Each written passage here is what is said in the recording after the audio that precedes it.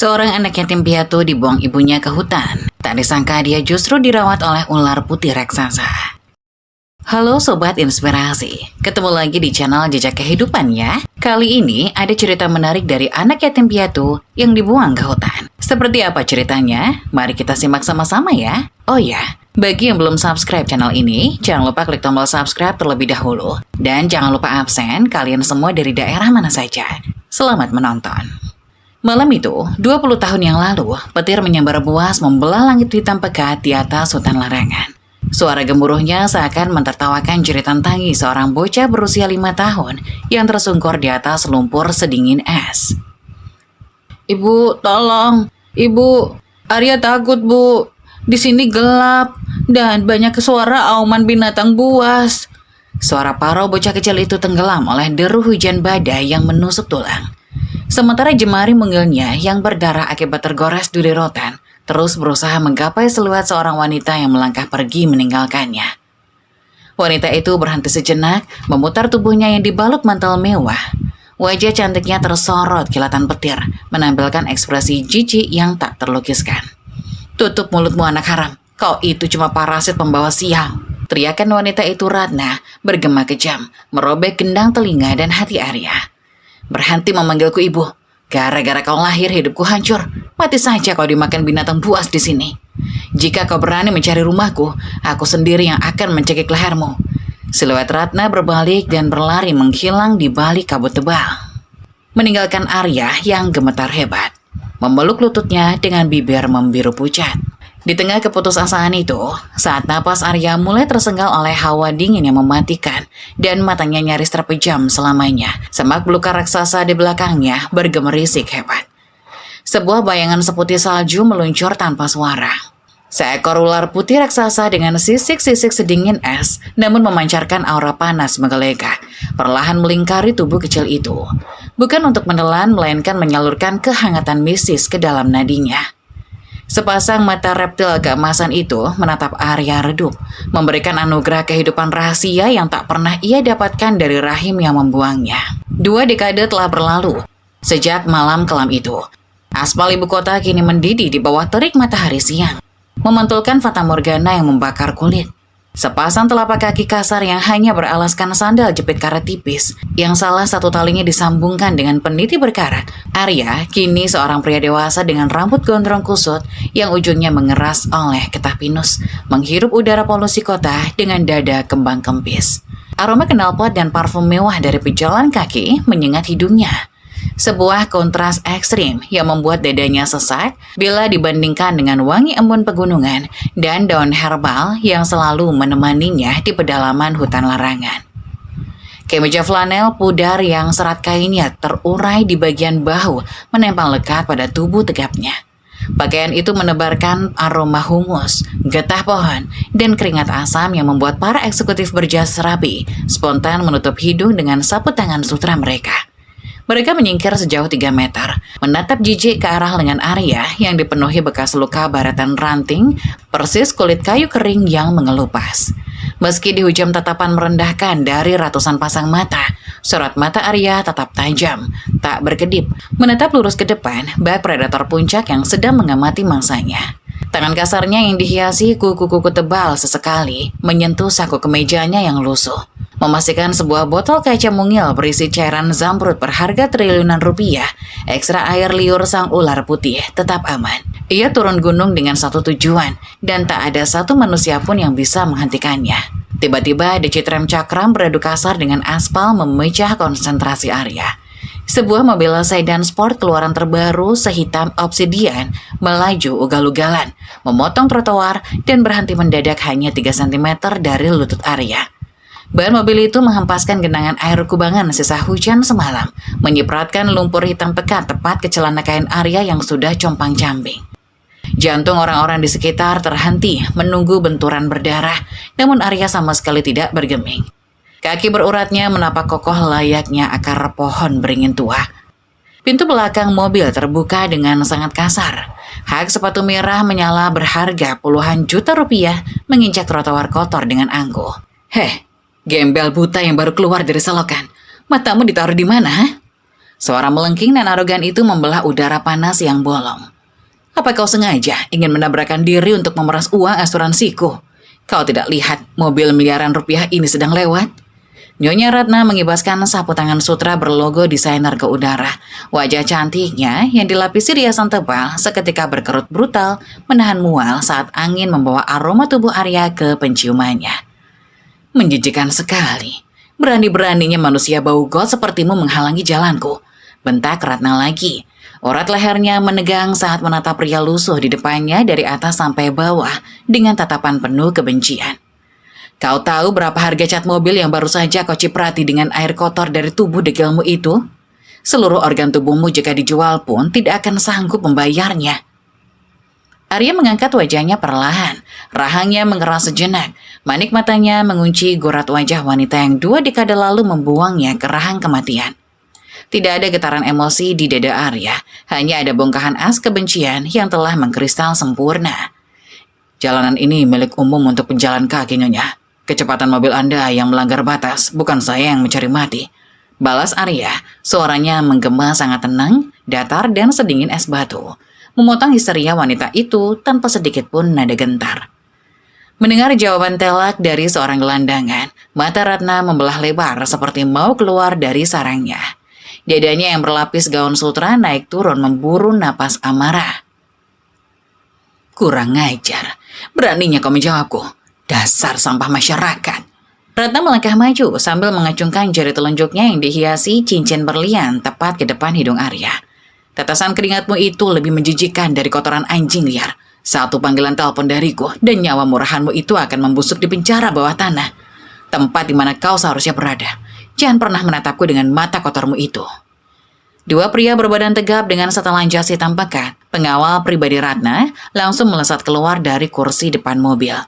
Tanpa banyak bicara, salah satu pengawal itu mengayunkan telapak tangannya yang besar bak beruang, mendorong bahu Arya dengan tenaga penuh.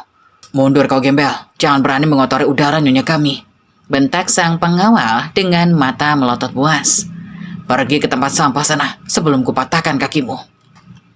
Tubuh Arya yang sengaja tak menahan tenaga itu terdorong mundur dengan kasar hingga punggungnya menghantam keras yang lampu jalan berbahan besi. Bruk! Suara hantaman itu terdengar ngilu dan memancing pekikan pejalan kaki yang menonton. Namun, Arya hanya mengusap pelan lengannya yang tergores hingga mengeluarkan setetes darah segar. Tatapan matanya tetap setajam silat, mengunci pergerakan Ratna yang membuang ludah ke arahnya sebelum masuk kembali ke dalam mobil mewah itu. Mobil melaju pergi meninggalkan kepulan asap panas. Dalam hati yang paling kelam, Arya menyeka darah di lengannya dan mengukir senyum tipis yang mengerikan. Tunggulah ibu, rasa sakit dari tiang besi ini belum ada apa-apanya dibandingkan racun penyesalan yang akan aku tuangkan tempat di kerongkonganmu dan anak emasmu itu. Darah segar menetes perlahan dari pelipis dan lengan Arya, menodai aspal berdebu yang memanas akibat serangan matahari. Tubuhnya yang berbalut kemeja flanel compang-camping tampak menyedihkan terpuruk di bawah bayang-bayang megahnya gedung pencakar langit. Kerumunan pejalan kaki yang sejak tadi asik menonton insiden dengan Nyonya Ratna, kini bukannya mengulurkan tangan untuk menolong. Mereka justru merapatkan barisan, membentuk lingkaran cemoohan yang menyesakan dada. Dasar orang gila tak tahu diri, sudah miskin, bau, malah cari mati menabrak mobil mewah orang kaya. Celetuk seorang pemuda berjaket kulit mahal yang berdiri di barisan depan. Sambil meludah ke tanah, tepat mendarat di dekat ujung sandal jepit Arya yang putus. Lagi pula, bau badannya parah sekali. Seperti bangkai tikus yang direndam berhari-hari di air got. Bikin mual perut saja gembel ini. Seorang ibu-ibu dengan gaya sosialita gadungan yang memegang tas tiruan, buru-buru menutup hidungnya rapat-rapat dengan sapu tangan. Hei Satpam, di mana petugas keamanan kawasan elit ini? Kenapa gembel kotor berpenyakit kulit menjijikan ini bisa bebas berkeliaran di sini? Cepat, usir dia di tempat sampah. Nanti kuman miskinnya menular ke keluargaku. Teriaknya dengan nada histeris yang dibuat-buat. Tangannya dengan kasar melempar botol air mineral kosong yang mendarat dengan bunyi keras di dada Arya. Arya sama sekali tidak membalas rentetan serangan fisik dan verbal itu. Ia hanya duduk bersandar pada tiang besi yang dingin, membiarkan darah amis bercampur keringat asam mengalir turun melewati rahang kokohnya. Mata elanya menatap lurus ke depan dengan sorot kosong yang mengerikan. menembus jiwa-jiwa angkuh yang mengelilinginya bak sekawanan lalat merubung bangkai. Apakah ini wujud asli manusia yang mendiami puncak peradaban modern? Batin Arya tersenyum sinis. Bahkan kawanan serigala kelaparan yang buas di kedalaman hutan larangan jauh lebih memiliki kehormatan dibanding seonggok daging bernyawa yang berdiri di hadapannya ini. Tepat ketika seorang petugas keamanan bertubuh tambun menerobos maju, mengangkat tongkat kayunya tinggi-tinggi untuk memukul mundur Arya, sebuah suara wanita yang lembut namun bergetar penuh ketegasan membelah kebisingan kota. Hentikan tindakan kalian. Apa kalian semua sudah kehilangan hati nurani saat melihat orang terluka separah ini? Dari celah kerumunan yang menyibak malas, muncullah Nisa. Napas apoteker muda itu tersenggal ringan. Peluh seukuran biji jagung menghiasi dahinya di balik balutan jilbab putih bersih. Ia mengenakan jas lap putih yang rapi khas sebuah klinik kesehatan kecil yang beroperasi tak jauh dari sudut jalan tersebut. Tanpa ada sedikit pun keraguan atau gerakan menutup hidung, Nisa menerobos maju membelah kerumunan. Sepenuhnya mengabaikan tatapan merendahkan dari puluhan pasang mata. Ia langsung berlutut di atas aspal yang kotor, membiarkan lutut celana bahan birunya menyerap genangan air. Genangan air kubangan yang hitam dan berminyak. Ya Tuhan, luka Anda cukup dalam dan kotor, Pak. Kita harus segera menghentikan pendarahannya sebelum terjadi infeksi parah, ucap Nisa dengan nada cemas yang menggetarkan udara. Sementara, kedua tangannya yang lentik dan putih bersih dengan cekatan membuka tuas kotak P3K kecil yang selalu setia ia bawa kemana-mana. Melihat aksi heroik yang dianggap memalukan itu, pemuda berjaket kulit tadi kembali meledakkan tawa mengejek yang memancing tawa lainnya. Hei mbak perawat sok suci, ngapain kamu sibuk ngurusin sampah jalanan begitu, ha? Tanganmu yang mulus itu nanti malah ikut busuk kena kumannya. Biarkan saja dia mati menggelepar di situ. Toh dunia tidak akan peduli kalau gembel ini hilang. Nisa memutar kepalanya dengan cepat, menembakkan tatapan tajam yang tak terduga. Sukses membungkam tawa pemuda angkuh itu seketika. Menyelamatkan nyawa manusia bukan soal seberapa tinggi status sosial atau sewangi apa bau badannya, Mas. Jika Anda sekalian menolak untuk membantu, setidaknya diamlah dan jangan menghina ciptaan Tuhan. Tolong, beri kami sedikit ruang agar Bapak ini bisa bernapas dengan lega. Bentak Nisa dengan suara lantang yang menggetarkan, membuat beberapa orang di barisan terdepan langsung terdiam kicap dan mulai melangkah mundur karena tamparan rasa malu. Arya yang sejak tadi membisu bak patung batu es, perlahan menundukkan pandangannya. Ia menatap lekat gadis yang kini sibuk mengambil kapas dan membersihkan butiran kerikil tajam dari luka robek di lengannya. Jarak mereka berdua kini begitu dekat hingga Arya bisa merasakan embusan napas Nisa, serta mencium aroma bunga melati yang sangat lembut dari pakaian gadis ini, mengalahkan bau tajam knalpot dan aspal panas. Tinggalkan aku sendiri, tubuhku sangat kotor, penuh kuman dan penyakit seperti kata mereka. Kau hanya akan ikut diinjak dan terhina jika terus membelaku di sini, ucap Arya dengan suara parau dan serak. Nadanya terdengar seperti gesekan dahan pohon kering di tengah badai kemarau. Mendengar usiran itu, Nisa justru menggelengkan kepalanya dengan cepat, seolah senyum tulus yang begitu hangat mengembang di bibir tipisnya. Kotoran berupa lumpur di tubuh sangat mudah dicuci dengan air sabun yang bersih, Pak. Tapi kotoran kesombongan di dalam hati orang-orang yang menghina Bapak itu butuh lebih dari sekedar air lautan untuk bisa membersihkannya, balas Nisa dengan kelembutan yang menusuk tepat ke relung hati Arya. Ia merogoh saku jas lapnya berkali-kali, namun tak menemukan kain kasa atau perban yang ukurannya cukup besar untuk menutup luka menganga di pelipis Arya. Tanpa memikirkan harga dirinya atau mempedulikan pandangan jijik dari kerumunan penonton yang masih bertahan, Nisa menarik ujung jilbab putih saljunya sendiri. Dengan kedua belah tangan yang sama sekali tidak bergetar karena rasa jijik, ia menempelkan kain yang bersih dan suci itu langsung ke dahi Arya yang berlumur lumpur, keringat yang asam dan darah pekat. Kain putih bersih itu perlahan-lahan menyerap warna merah kehitaman yang memancarkan bau amis yang kuat. Apa yang sedang kau lakukan, bodoh? Jilbabmu jadi kotor dan rusak karena darahku, tegur Arya kaget. Dadanya mendadak berdesir hebat oleh sebuah pukulan emosi yang sangat asing. Selama 20 tahun hidup terbuang di kedalaman hutan larangan, hanya sisik dingin sang ular putih yang pernah memberinya selimut kehangatan dan perlindungan. Kini, secara tiba-tiba, seorang manusia fana memberikan ketulusan tanpa syarat di tengah kerasnya aspal ibu kota. Sama sekali tidak apa-apa, Pak. Kain ini bisa dicuci berkali-kali nanti pakai pemutih. Yang terpenting sekarang pendarahan di dahi Bapak bisa berhenti dulu. Jawab Nisa tenang sambil terus menekan pelan luka tersebut agar darahnya membeku. Perkenalkan, nama saya Nisa. Klinik tempat saya bekerja ada di ujung blok jalan ini. Kalau Bapak mau, mari saya Papa ke sana. Saya bisa mengobati sisa luka memar Bapak dengan alat dan pengobatan yang jauh lebih steril, Pak. Bapak jangan khawatir soal biaya tagihannya. Semuanya gratis. Saya yang akan menanggung penuh biayanya dari gaji saya. Mata tajam Arya yang biasanya menyorotkan aura predator pembunuh yang berbahaya seketika melunak dan pupilnya bergetar tak terkendali. Jantung di balik dada bidangnya yang selama ini membeku, kini berdegup kencang, memompa aliran darah yang terasa jauh lebih hangat dari biasanya. Ia menatap lekat-lekat lekuk wajah Nisa, merekam kuat-kuat setiap detail gurat ketulusan di mata gadis itu. Suara lembutnya yang bagai nyanyian malaikat dan keberanian yang nekat melawan arus kebencian dunia. Apakah kau benar-benar tidak merasa takut padaku, Nisa? Tekstur kulitku sekasar kulit kayu mati. Dan rupaku saat ini mungkin lebih menakutkan dari monster buruk rupa di buku cerita anak-anak. Tanya Arya sekali lagi. Kali ini nada suaranya bergetar, pelan dan dalam, sengaja menguji batas ketahanan ketulusan sang malaikat penolong yang berlutut di depannya. Nisa tertawa kecil mendengar perumpamaan itu. Suara tawa merdu yang terdengar layaknya gemerincing lonceng angin bagi telinga Arya yang peka. Monster yang sebenarnya berkeliaran di kota ini adalah mereka yang memakai setelan jas mahal, berdasi sutra mengkilap, tapi dengan tega membuang sesamanya ke jalanan, Pak. Di mata saya hanya melihat seorang pasien yang sedang kesakitan dan butuh pertolongan medis. Nisa mengakhiri balutan dadakannya dengan ikatan simpul yang rapi. Bapak luar biasa kuat bisa menahan rasa sakit ini tanpa mengaduh. Pasti hidup Bapak selama ini sudah melewati banyak sekali hal berat yang tak tertahankan ya. Arya memutuskan untuk tidak menjawab pertanyaan polos itu dengan kata-kata. Ia memejamkan matanya sejenak, membiarkan dadanya meresapi sentuhan manusiawi yang perlahan membangkitkan kembali sisa kemanusiaannya yang sempat terkubur mati. Dalam keheningan batinnya yang terdalam, badai salju kebekuan hatinya benar-benar semakin cair, digantikan oleh kobaran bara api tekad yang membakar hebat.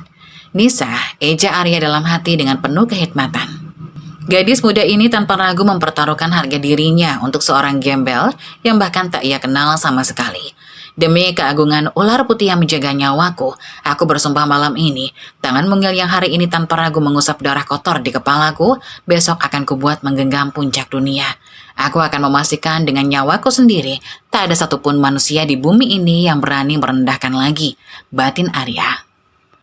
Terima kasih banyak, Nisa, bisik Arya pada akhirnya. Suaranya kini terdengar berat namun syarat akan wibawa tersembunyi yang membuat Nisa sejenak tertegun di tempatnya. Arya perlahan bangkit berdiri dengan susah payah. Tubuh tingginya yang menjulang menutupi cahaya matahari, memberikan bayangan yang melindungi Nisa. Aku berjanji, aku tidak akan pernah melupakan setetes pun kebaikanmu hari ini. Suatu saat nanti, hutang darah dan martabat ini akan kubayar tuntas dengan nyawa dan kehormatan tertinggiku. Nisa tersenyum canggung dan sedikit bingung. Mengira pria di depannya ini hanya meracau sembarangan karena efek shock dari benturan kepalanya. Sama-sama, Pak, tidak perlu repot memikirkan hutang segala. Mari, saya bantu berdiri perlahan. Kita jalan pelan-pelan ke klinik saya ya. Arya menolak dengan menggelengkan kepalanya secara halus dan penuh hormat. Tidak perlu repot-repot lagi. Aku masih punya satu urusan besar yang harus aku selesaikan siang ini. Sebuah urusan panjang tentang sebuah nyawa yang harganya lebih mahal dari seluruh gedung pencakar langit ini. Dan sebuah janji masa lalu yang menuntut darah untuk ditagih. Arya memutar tubuhnya pelan, melangkah pergi tertati-tati. Namun dengan postur punggung yang tegap, membelah sisa kerumunan yang kini membisu. Tangan kanannya kembali meraba saku dadanya yang robek, memastikan botol kaca berisi ekstrak air liur sang naga putih siap menjadi senjata pamungkasnya untuk menghancurkan wanita sombong yang baru saja membuangnya untuk kedua kalinya. Ballroom Hotel Ritz-Carlton malam itu disulap menjadi lautan kemewahan yang menyilaukan mata. Ratusan lampu kristal raksasa yang menggantung di langit-langit memancarkan pendar cahaya keemasan, membantul sempurna pada deretan gelas champagne porselen dan perhiasan berlian murni milik para tamu undangan. Malam itu, Nyonya Ratna mempertaruhkan sisa napas terakhir perusahaannya yang sedang berada di bibir jurang kebangkrutan demi menggelar lelang amal super eksekutif. Namun semua konglomerat tahu bahwa tujuan utamanya bukan beramal, melainkan memancing kedatangan sang penguasa misterius, Presiden Direktur White Serpents Pharmaceutical, di sudut ruangan yang paling hangat. Presiden Direktur White Serpents Pharmaceutical. Di sudut ruangan yang paling hangat, Dimas, sang adik tiri emas, duduk pucat pasi di atas kursi roda bertahtakan kulit asli. Napas pemuda itu berderik ngilu, seperti mesin tua yang rusak akibat penyakit langka yang dengan rakus menggerogoti kedua paru-parunya. Hanya satu keajaiban yang bisa menyelamatkannya, ekstrak air liur dari penguasa rimba yang dikuasai oleh sang presiden direktur misterius. Apakah Mama benar-benar yakin Presdir misterius itu akan datang malam ini? Napasku rasanya semakin sesak, dadaku seperti ditusuk ribuan jarum. Aku tidak mau mati muda, Mah. Arang Dimas dengan suara serak yang menyayat hati. Tangannya yang kurus kering mencengkram erat lengan gaun sutra bordir ibunya hingga kain mahal itu kusut. Nyonya Ratna buru-buru mengusap keringat dingin yang mengucur deras di dahi putranya dengan sapu tangan. Jari-jarinya bergetar hebat, berusaha mati-matian menyembunyikan kepanikan yang membuat detak jantungnya berdebar liar membentur tulang rusuk. Tenanglah permata hatiku, Mama sudah mengirimkan undangan VIP berlapis emas murni langsung ke markas besar White Serpents. Penyelamatmu pasti datang malam ini. Mama janji, Mama bersedia mencium kaki sang presdir sekalipun demi mendapatkan sebotol obat itu untukmu. Di sudut lain ruangan, tersembunyi dari gemerlap arogan kaum elit, Desa berdiri dengan postur anggun meski hanya mengenakan seragam catering berwarna hitam putih yang sangat sederhana. Gadis itu terpaksa mengambil kerja paruh waktu demi menutupi biaya operasional kliniknya yang membengkak karena ia sering menolak bayaran dari pasien miskin. Sambil menggenggam erat nampan perak berisi belasan gelas anggur, Desa diam-diam menatap nanar kemewahan yang terasa begitu palsu dan memuakan di matanya. Pikirannya melayang pada sosok pria lusuh berdarah yang ia tolong di aspal jalanan siang tadi. Tiba-tiba, denting garpu perak pada gelas kristal menghentikan alunan syadu musik klasik yang dimainkan orkestra sewaan. Sang pembawa acara berdiri di atas panggung pualam dengan senyum lebar yang terlihat sangat dipaksakan. Hadirin sekalian yang terhormat, mari kita tahan napas sebentar dan sambutlah tamu kehormatan kita malam ini, perwakilan utama sekaligus donatur terbesar dari White Serpents Pharmaceutical. Pintu kayu mahal berukir emas setinggi 3 meter di ujung ruangan didorong terbuka secara perlahan oleh 2 penjaga berseragam lengkap. Ribuan pasang mata serempak menoleh ke satu titik, menahan napas dalam antisipasi tertinggi menyambut sang dewa penyelamat yang dinanti-nanti. Namun yang melangkah masuk ke atas karpet merah beludru yang sangat tebal itu bukanlah sosok bidadari pembawa keajaiban atau seorang pria aristokrat berjas tuxedo miliaran rupiah. Aroma tanah basah, humus yang membusuk, dan getah pinus tua seketika menyeruak ganas.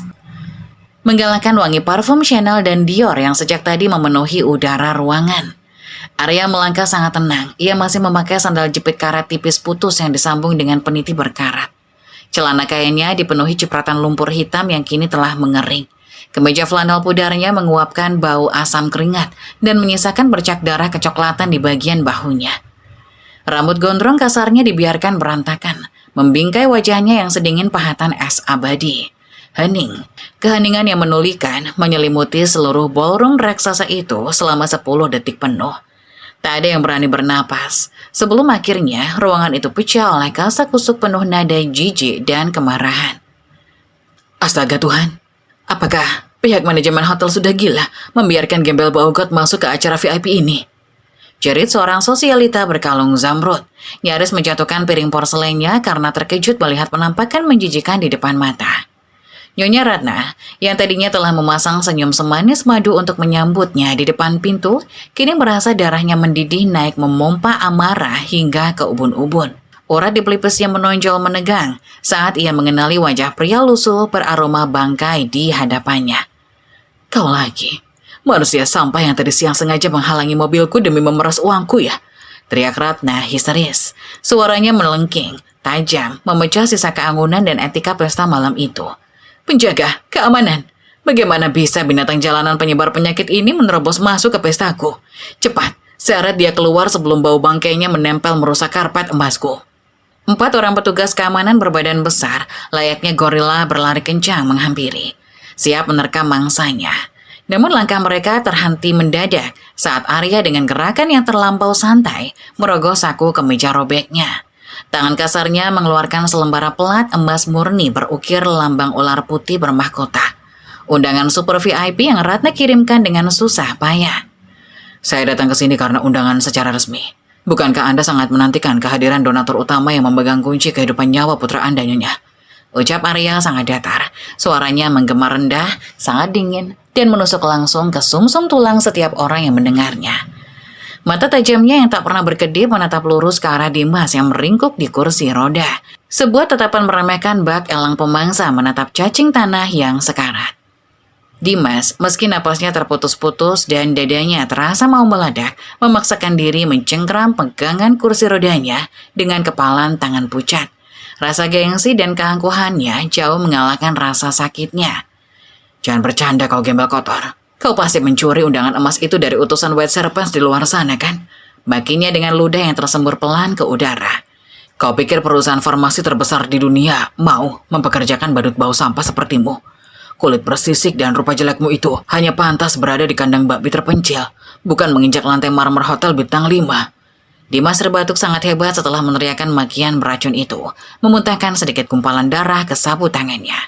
Dari barisan staf catering di ujung ruangan, Nisa nyaris membiarkan nampan minumnya meluncur jatuh berantakan ke lantai.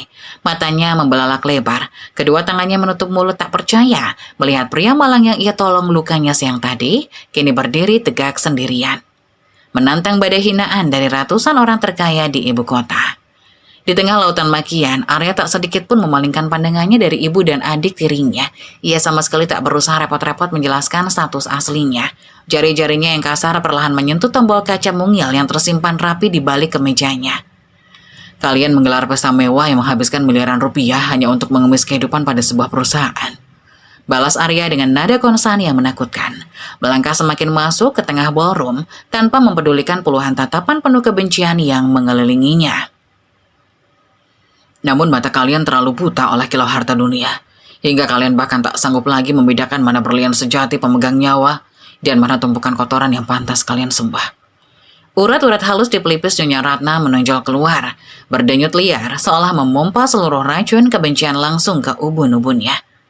Melihat ketenangan yang begitu meremehkan dari pria gembel di hadapannya, kewarasan wanita sosialita itu runtuh seketika. Dengan napas memburu dan dada yang naik turun di balik gaun sutranya, tangan Ratna yang berhiaskan cincin berlian menyambar kasar sebuah botol sampahnya kristal bertatakan emas dari atas meja perjamuan. Ia melangkah maju. Hak tinggi sepatu merahnya menggentak lantai marmer dengan suara tajam bak lonceng kematian. Menghampiri Arya yang berdiri tegak seperti patung batu karang di tengah badai. Kau pikir lelucon murahan ini bisa menipuku, ha? Manusia rendahan sepertimu mengklaim diri sebagai donatur utama di pestaku. Jerit Ratna dengan suara melengking yang merobek keanggunan alunan musik klasik di ruangan itu, membuat para konglomerat di sekitarnya berjengit mundur. Undangan emas itu pasti kau curi kan dari laci mobil utusan White Serpents. Kau hanyalah parasit menjijikan yang mencoba memeras hartaku kan? Beraninya kau mengotori lantai suciku dengan kaki dekilmu itu. Rasakan ini, dasar gembel hutan menjijikan. Tanpa ragu sedikit pun, Ratna mengangkat botol kristal itu tinggi-tinggi dan memiringkannya tepat di atas kepala Arya. Cairan kemasan berharga puluhan juta rupiah itu tumpah ruah, mengguyur rambut gondrong Arya yang kasar, mengalir deras melewati pelipisnya yang masih menyisakan luka robek dari insiden siang tadi. Sampainya sedingin es itu membasahi wajah stoik Arya, meresap ke dalam serat kemeja flanelnya yang compang-camping, dan menciptakan genangan lengket di bawah sandal jepit putusnya. Aroma alkohol yang manis dan tajam kini bercampur aduk dengan bau humus dan keringat asam di tubuh pria itu, menciptakan kombinasi aroma yang membuat para tamu undangan terang-terangan menutup hidung dan tertawa mengejek. Melihat pemandangan memalukan itu, Dimas yang duduk di kursi roda itu ikut meledakkan tawa seraknya. Meski tawa itu diiringi batuk berdahak yang menyiksa paru-paru. Pemuda itu mencengkram pegangan kursi, mencondongkan tubuhnya ke depan dengan mata membelalak penuh ejekan. Bagus mah, guyur terus sampai bau bangkai di tubuhnya itu hilang. Dengar baik-baik kulit kotor. Maki Dimas dengan bibir bergetar pucat, ludahnya nyaris menyembur ke udara. Sampahnya yang baru saja membasahi kulit bersisikmu itu, harganya jauh lebih mahal daripada seluruh nyawa dan silsilah keluargamu yang tidak jelas itu. Manusia berdarah kotor sepertimu hanya pantas minum dari genangan air kencing anjing liar, bukan berdiri sejajar denganku di ruangan ini.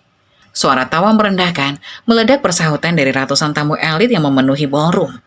Mereka memandangi Arya tak lebih dari seonggok sampah sirkus yang pantas diinjak-injak untuk hiburan malam. Namun, di sudut ruangan, ada satu hati yang hancur berkeping-keping melihat kekejaman itu.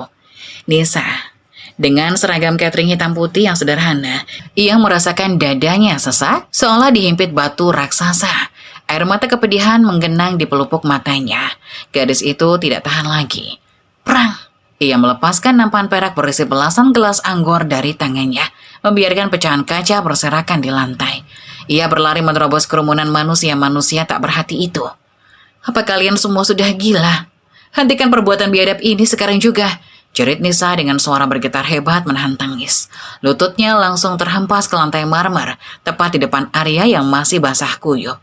Di mana letak hati nurani kalian? Dia ini manusia, bukan binatang yang bisa kalian siksa sebagai tontonan. Kalian memakai pakaian seharga miliaran, tapi jiwa kalian lebih busuk dari sampah yang paling kotor sekalipun. Tangannya yang lentik dan putih bersih dengan panik meraih serbet kain dari meja terdekat, berusaha mati-matian mengusap cairan sampahnya yang perih memasuki luka robek di dahi Arya. Arya terkesiap. Untuk pertama kalinya malam itu, pertahanan stoiknya goyah. Ia menunduk menatap gadis yang menangis terisak demi membela kehormatannya. Tangan Nisa yang gemetar terasa begitu hangat di wajahnya yang kebas, menghadirkan sengatan listrik yang aneh di ulu hati sang pria. Namun, sebelum Nisa berhasil membersihkan wajahnya, Dimas yang merasa harga dirinya diinjak oleh seorang pelayan miskin, tiba-tiba memaksakan diri bangkit berdiri dari kursi rodanya. Dengan urat leher yang menegang karena murka, Dimas mengayunkan telapak tangannya sekuat tenaga membelah udara. Plak! Suara tamparan keras itu menggema, memantul di dinding ballroom, menghentikan sesetawa di ruangan itu dalam sekejap. Tubuh Nisa terpelanting ke samping dengan kasar. Sudut bibir gadis itu membentur kaki meja, meninggalkan garis panjang kemerahan di pipi mulusnya dan setetes darah segar yang merembes pelan dari sudut bibirnya. Singkirkan tangan kotormu dari pandanganku, pelayan kampungan. Bentak Dimas yang kini terengah-engah kehabisan napas. Tubuhnya bersandar pada pinggiran meja sambil menunjuk wajah Nisa yang tersungkur di lantai. Beraninya kecoa rendahan sepertimu menceramahiku di pesaku sendiri. Kau pasti pelacur jalanan yang disewa oleh gembel ini kan? Keamanan, seret kedua sampah ini keluar dan patahkan kaki mereka agar tidak pernah bisa kembali lagi ke sini. Udara di dalam ballroom raksasa itu mendadak berhenti mengalir. Atmosfer yang tadinya hangat dan penuh euforia kemewahan seketika anjlok ke titik beku, seolah badai salju baru saja menghantam ruangan tertutup itu. Arya berdiri kaku. Waktu terasa melambat saat matanya yang setajam silet mengunci tetesan darah merah di sudut bibir Nisa. Di dalam dadanya sebuah bendungan kesabaran yang telah ia jaga selama 20 tahun di hutan larangan, akhirnya hancur berkeping-keping. Bayangan siluet raksasa ular putih bermata emas seolah bangkit dari dasar jiwanya, mengamuk menuntut darah balasan. Perlahan, Arya memutar lehernya ke arah Dimas dan Nyonya Ratna. Rahangnya mengeras sedemikian rupa hingga otot di wajahnya menonjol. Sementara kedua tangannya mengepal begitu kuat sampai buku-buku jarinya memutih pasi. Mata elangnya kini menatap mereka bukan lagi sebagai ibu atau manusia, melainkan sebagai mangsa yang sudah mati. Kalian boleh menghina pakaianku. Kalian boleh menyiram tubuhku. Kalian bahkan boleh mengutuk nyawaku. Bisik Arya, suaranya sangat pelan, sangat rendah. Namun entah bagaimana frekuensinya mampu menggetarkan setiap gelas kristal di atas meja. Menusuk langsung ke gendang telinga Nyonya Ratna yang mendadak mematung pucat. Tapi saat tangan kotor kalian berani menyentuh satu helai pun rambut wanita ini, kalian baru saja menandatangani surat kematian kalian sendiri malam ini. Sebelum tawa merendahkan Dimas sempat mereda di udara, sebuah getaran dahsyat tiba-tiba merayap dari lantai marmer hingga ke langit-langit ballroom. Suara gemuruh mesin yang memekakkan telinga seketika merobek keanggunan malam Jakarta. Kaca-kaca jendela berukuran raksasa bergetar hebat, disusul oleh suara denting belasan gelas kristal yang pecah berkeping-keping. Gelas-gelas itu tak sanggup menahan frekuensi tinggi itu. Angin puting beliung mini seolah tercipta saat baling-baling helikopter militer berwarna hitam matte mendarat dengan brutal di landasan atap hotel bintang 5 tersebut. Kepanikan masif langsung melanda ratusan tamu elit. Belum sempat mereka mencerna apa yang terjadi, pintu kayu mahoni terukir emas di ujung ruangan meledak terbuka akibat tendangan keras dari luar. 50 pria bertubuh kekar bagai tembok baja, mengenakan setelan jas hitam pekat dengan senjata api otomatis terpasang di pinggang, menerobos masuk bak gelombang tsunami yang tak terbendung. Langkah sepatu laras militer mereka mengentak lantai serempak, menciptakan ritme teror yang membungkam semua mulut. Pasukan elit itu langsung berbaris membelah kerumunan sosialita yang menjerit ketakutan. Secara paksa menyingkirkan siapa saja yang menghalangi, menciptakan satu jalan lurus tak tersentuh yang mengarah tepat kepada Arya. Pria lusuh itu masih berdiri tegak di tengah ruangan, membiarkan sisa sampainya berbau manis menetes dari ujung rambutnya yang lengket. Dari celah barisan pasukan mengawal yang terbuka, melangkah seorang pria parubaya berwajah aristokrat dalam balutan setelan jas perak tanpa celah. Pria itu menenteng koper berlapis emas murni di tangan kirinya, sementara tangan kanannya memegang dengan penuh hormat sebuah jas panjang berwarna hitam pekat berbahan sutra langka. Di punggung jas kebesaran itu, terukir sangat megah sulaman benang perak bercahaya yang membentuk lambang ular putih bermahkota. Sang pria berjas perak berjalan cepat, sepenuhnya mengabaikan Nyonya Ratna yang mematung dengan rahang terjatuh kaku. Tepat di jarak 1 meter dari ujung sandal jepit Arya, pria itu berhenti mendadak, menundukkan pandangannya, lalu membungkuk sangat dalam hingga 90 derajat. Gerakan itu seketika ditiru serempak oleh 50 pasukan elit di belakangnya. Mohon ampun yang sebesar-besarnya atas keterlambatan kami, Presiden Direktur. Cuaca buruk di perbatasan udara sempat menghalangi penerbangan helikopter utama Anda. Seluruh dokumen akuisisi global dan pemindahan hak paten telah selesai kami urus dan siap Anda sahkan malam ini juga. Seru pria parubaya itu dengan lantang. Suaranya menggema tegas, menghancurkan sisa-sisa kewarasan seluruh konglomerat di ruangan itu. Mata Nyonya Ratna membelalak lebar, urat-urat matanya memerah seolah nyaris melompat keluar dari rongganya.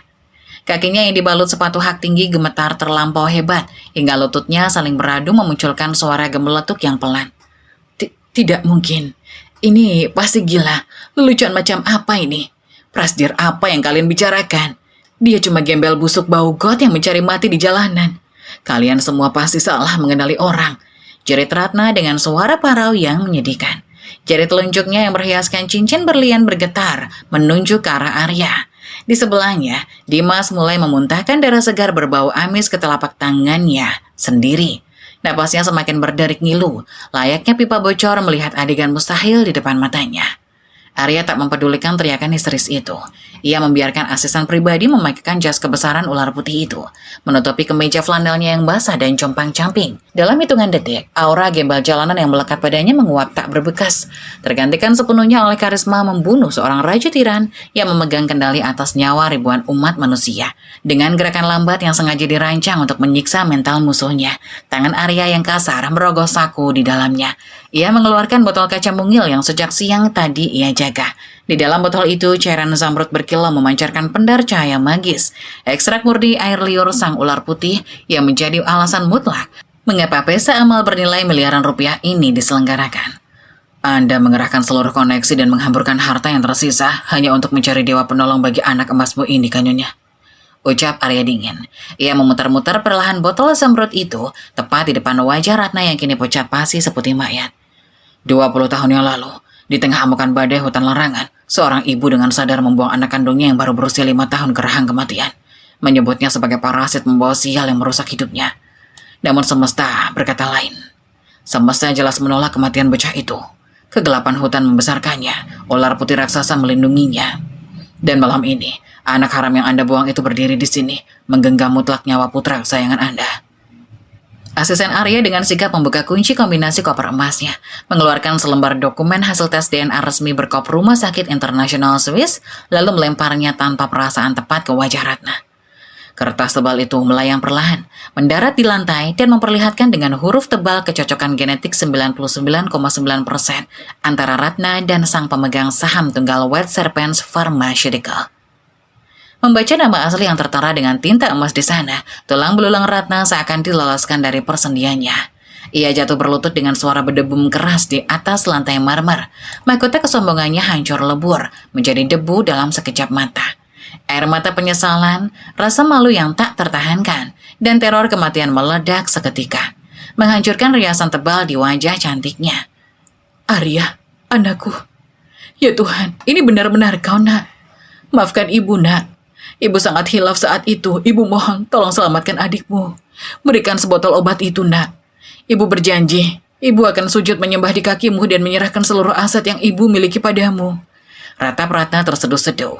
Ia merangkak maju seperti binatang, mencoba memeluk kaki Arya yang terbalut celana kotor. Namun dengan cepat, laras senjata panjang milik pasukan elit menghalangi wajahnya. Jangan pernah berani mengotori sepatuku dengan tangan penuh dosamu itu, wanita jalang. Desis Arya. Suaranya memancarkan murka sang naga yang telah memendam dendam selama 2 dekade.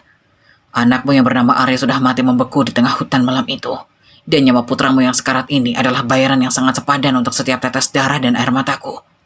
Tanpa keraguan sedikit pun, Arya membalikkan telapak tangannya, membuka tutup gabus botol kristal itu, dan menuangkan seluruh cairan penyembuh berharga triliunan rupiah itu di atas karpet. Cairan hijau zamrud itu meresap cepat ke dalam serat karpet kotor, lenyap tanpa sisa. Tidak, nyawaku, obatku. Jerit Dimas histeris melengking tinggi. Pemuda angkuh itu nekat menjatuhkan dirinya dari kursi roda hingga rahangnya membentur lantai. Ia merangkak maju mencilati karpet yang basah oleh cairan hijau itu, bagaikan anjing liar yang kelaparan, menangis meraung-raung di sisa napasnya yang semakin mencekik lehernya sendiri. Sepenuhnya mengabaikan tontonan tragis yang membuat seluruh tamu undangan menahan napas dalam kengerian mutlak. Arya memutar tubuhnya. Sorot matanya yang baru saja memancarkan aura pembunuh bayaran seketika luluh dan berubah sangat lembut saat ia menatap Nisa. Gadis itu masih terduduk lemas di lantai, memegangi sudut bibirnya yang berdarah akibat tamparan Dimas. Arya berlutut dengan satu kaki, sama sekali tak peduli ujung jas sutranya yang berharga ratusan juta menyapu lantai basah.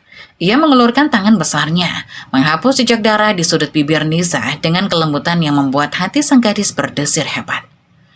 Mulai detik ini, aku bersumpah dengan nyawaku. Tidak akan ada lagi manusia di muka bumi ini yang berani menyentuh sehelai pun rambutmu, Nisa. Bisik Arya dengan ketulusan yang menggetarkan jiwa. Ia mengambil sebuah dokumen tebal beralaskan map kulit emas dari asistennya, lalu meletakkannya dengan pelan di pangkuan Nisa yang masih bergetar. Dokumen ini adalah sertifikat kepemilikan mutlak atas jaringan rumah VIP International White Serpents. Seluruh hak paten eksklusif obat kami, beserta akses VIP ke berangkas pribadiku. Semuanya sudah sah di balik nama atas namamu. Kau bukan lagi staf catering atau apoteker klinik pinggiran. Malam ini kau adalah ratu yang menguasai duniaku. Nisa membeku total. Air mata haru yang hangat mengalir deras membasahi pipinya yang memerah. Ia menatap lekat pria yang beberapa jam lalu ia tolong dari genangan lumpur jalanan, yang kini menjelma menjadi penguasa absolut dunia medis. Nisa tak mampu mengucapkan sepatah kata pun saat tangan kokoh Arya memapahnya berdiri dengan sangat hati-hati dan penuh penghormatan. Tanpa menoleh lagi ke belakang untuk melihat kehancuran musuhnya, Arya merangkul protektif pundak Nisa, membimbingnya melangkah keluar melewati karpet merah yang terbentang, diiringi barisan rapat pengawal elit yang menutup jalan bagi mereka berdua. Di belakang langkah mereka, ballroom mewah itu telah sepenuhnya berubah menjadi panggung neraka duniawi. Nyonya Ratna menjerit histeris hingga pita suaranya robek, memukuli kepalanya sendiri ke lantai marmer yang dingin dengan tangan berlumuran darah, meratapi Dimas yang akhirnya kejang-kejang dan terkapar tak bernyawa di bawah kursi rodanya sendiri. Karma telah dibayar sangat lunas malam itu, seiring dengan pintu mahoni raksasa yang tertutup rapat, menyisakan legenda abadi tentang sang pewaris ular putih yang tak akan pernah dilupakan oleh sejarah.